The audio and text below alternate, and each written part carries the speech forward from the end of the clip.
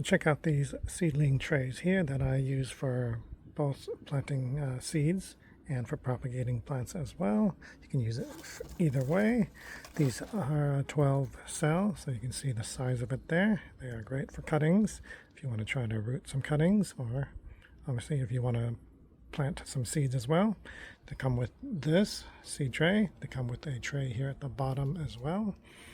And then it has the dome at the top as well that you can adjust the humidity there as well. So that is super nice. You can see the humidity forming inside there.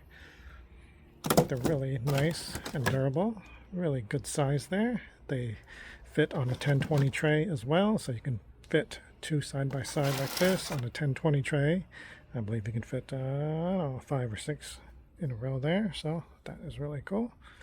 So really portable, really nice size. So yeah, if you are in need of these trays for your plants, definitely check these ones out.